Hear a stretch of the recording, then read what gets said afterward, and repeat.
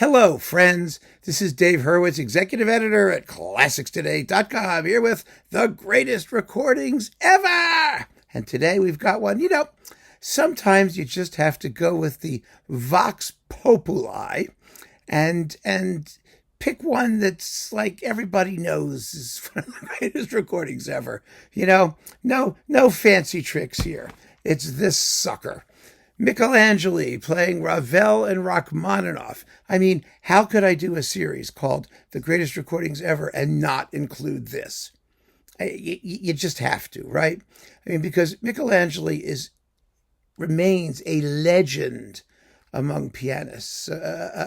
One of those sort of spacey, elusive artists whose enigmaticness and quest for perfection and I mean, everybody was in awe of the guy. Let's not kid ourselves. And not least because he made very few recordings.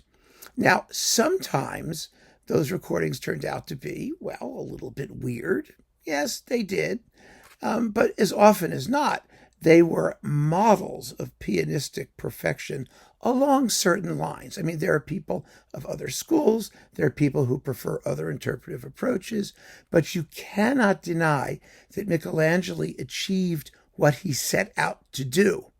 And what he set out to do was, as often as not, musically fabulous. So, I mean, the naysayers will nay, as they say, but it doesn't mean anything at all because, his artistry speaks for itself.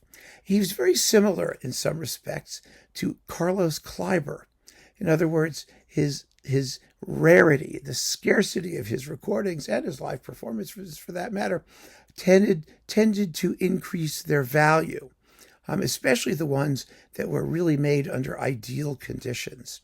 And so for most people, if you're looking to get like basic Michelangeli, you have to have this particular disc, and then maybe his Debussy, two of his Debussy recordings on Deutsche Grammophon, the Preludes Book 1 and the Image and Children's Corner discs. I mean, if you've got those, then you sort of have the essence of who he was. I mean, there's also, some amazing Chopin and some other stuff, but essentially, you can do it in 2 or 3 discs and be pretty well off to get a sense of why he was held in such high esteem.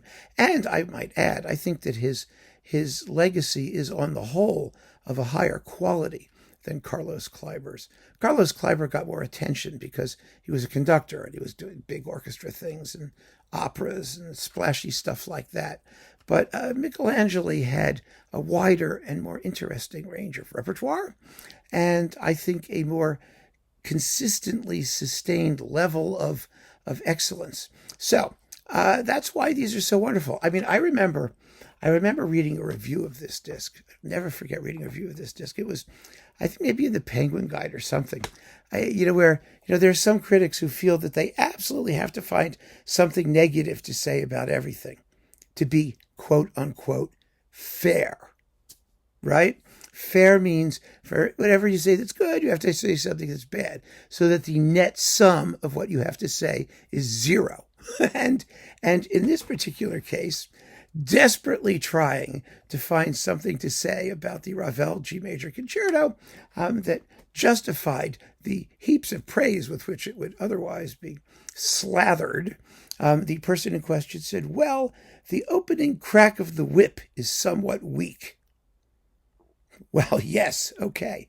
It's not the most thrilling whip crack I have ever heard at the beginning of the Ravel G major concerto. But if the only thing that you can say about this performance is that opening whip crack is a little bit weak, well then, we're definitely dealing with one of the greatest performances ever. Because remember, we don't even get to the pianist, just talking about that particular noise. And so the whole thing was rather stupid. Anyway, yes, it's an amazing Ravel G major concerto. Limpid, pure, crystalline, diamantine, all of the things that Rachmaninoff demands. The Rachmaninoff is fascinating because it was considered by many the greatest recording of a work that nobody cares about particularly. That's not one of Rachmaninoff's stronger concertos. I agree with that, by the way. But it is also an absolutely stupendous performance, first rate and fascinating because it shows Michelangeli, of course, selecting not the usual stuff on which to lavish his artistry. And when you have that level of artistry, it's always wonderful when you choose to display it in not in a lost cause, but let's just say in promoting the underdog. So that's what made this disc so fabulous and so famous. Both these stupendous performances, the choice of repertoire, excellent accompaniments, let's face it, with the Philharmonia under Ettore, Gracis, and there's nothing to complain about. Even the sound is pretty good. I mean, it's not the best. They were recorded in, I don't know, what was it, the early 60s or something like that? Here I have to get my magnifying glass, which I can't even find. But yeah, they were fairly early. Oh, let's see. Okay, here it is. You can't see a damn thing with the way they type the 56?